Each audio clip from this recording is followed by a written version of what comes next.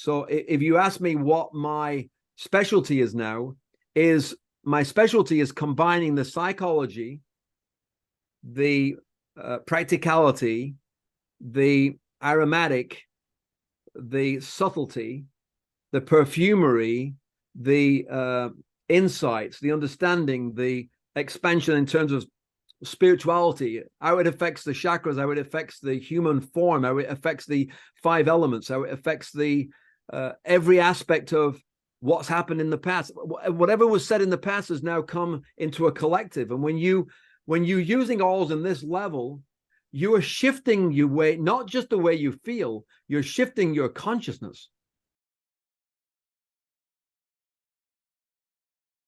The paradigm or hologram of aromatherapy are made for each other, because in aromatherapy, you have the therapeutics for the body, for the mind, for the soul.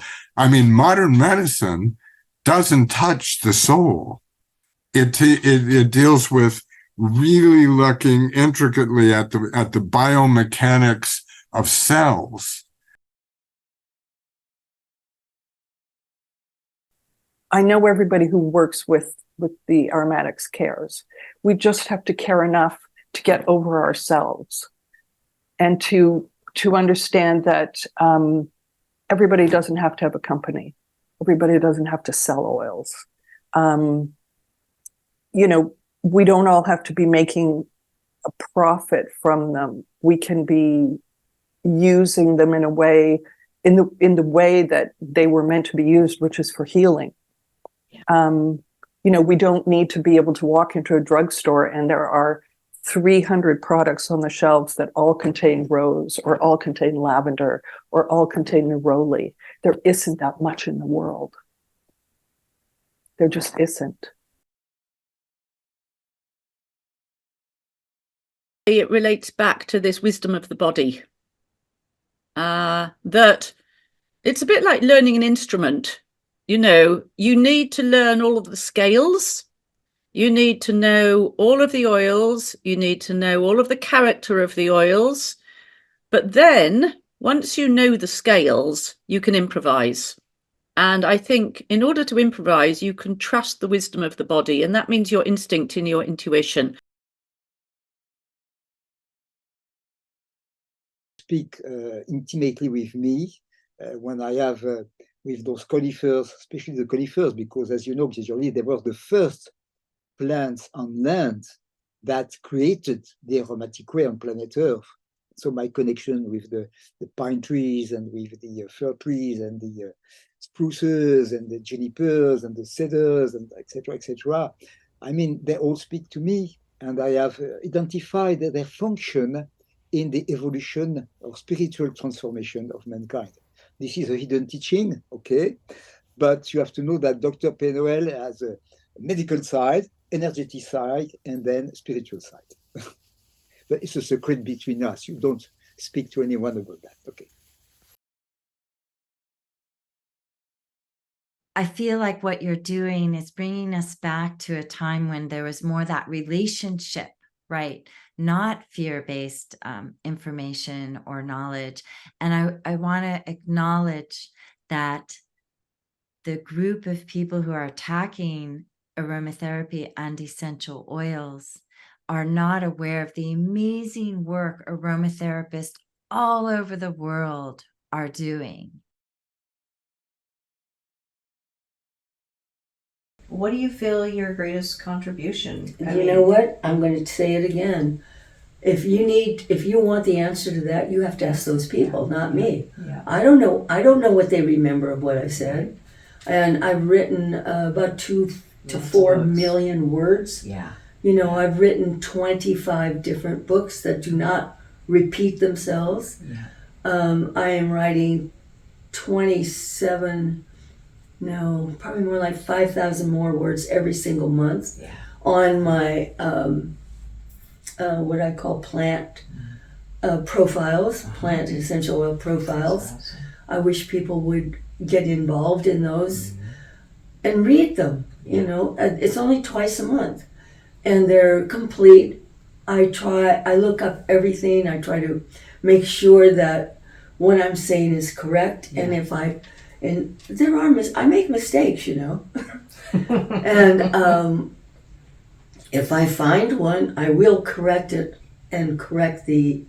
Having a blog is interesting because you can actually correct it. Yeah. But if, like, you write books, right, you can't correct them after the fact. Yeah. Now, what's there is there. Yeah.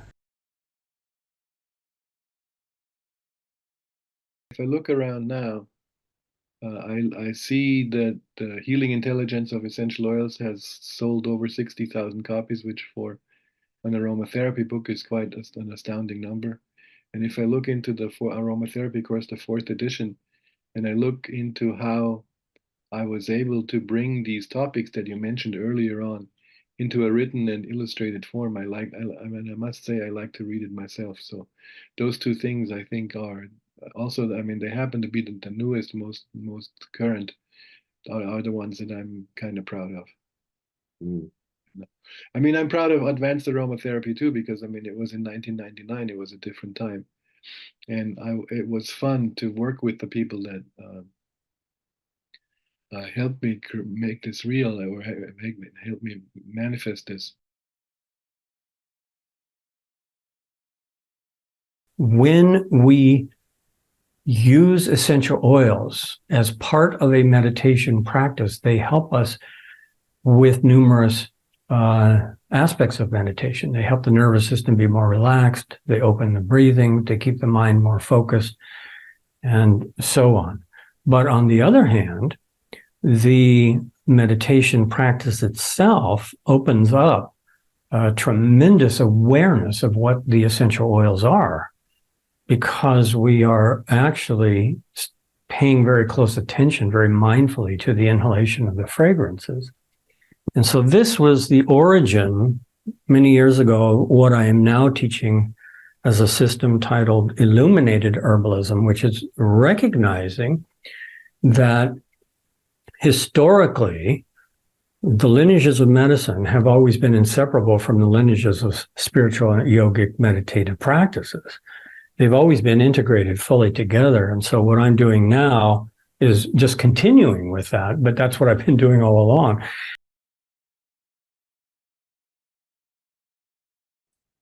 That's aromatherapy for me. It's listening to whoever wants you to blend for them, or whoever needs treating, and getting the full picture. And what I like to do is, when you're listening to somebody, obviously they come up with lots of problems, don't they? Just an ordinary client, or say that you're doing a consultancy work with a skincare company. There's lots of things they want this product or this treatment to cover. And the thing to do is to look, for me, is to look for the controlled use, but also to look for what's at the center of all this. You know, you've got these 10 things that you think are wrong with you. What's the one that's making it all worse? Where it's like the middle of I suppose, like a bicycle wheel. All these spokes coming off one major concern, and it's getting to the bottom of that. I do get a little bit of a bee in my bonnet, and I'm glad that there are many other aromatherapists that are in that position for them to realize that there are different facets to aromatherapy. There's not just my way or the highway. There are so many different approaches. And I won't pretend to be an expert in all those different fields. I want to be an expert in what I'm passionate about. Some oils might teach me, for instance, resilience, like chamomile, so much to do with, resilience and a kind of gentle strength. And and then I think sandalwood, just, the value of being and not always thinking you've got to be doing something, or rosemary, having a healthy ego. So I started to massage people with my homemade massage oils. and my first, chamomile and lavender and different plants. But then I had some formula that I got from Jeannie Rose, and it had vanilla scented herbs, deer's tongue, and different things. So when I used the vanilla scented massage oil, people would just melt. They would just smile, and they would feel really good, like mommy, and the association in my culture or America with vanilla, it's always in the cake and the cookies. So it's a very strong memory of mother.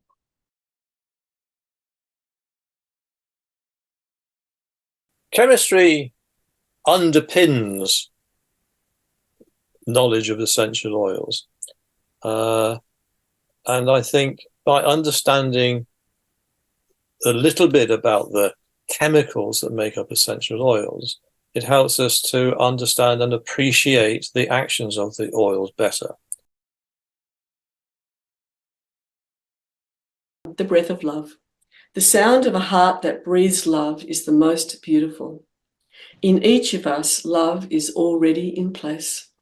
Perhaps the simplest of things is to let love love us, so that the breath of love moves freely in us all. So on that note, love, grace and gratitude to you all, and thank you for having me. It's been a privilege to be here.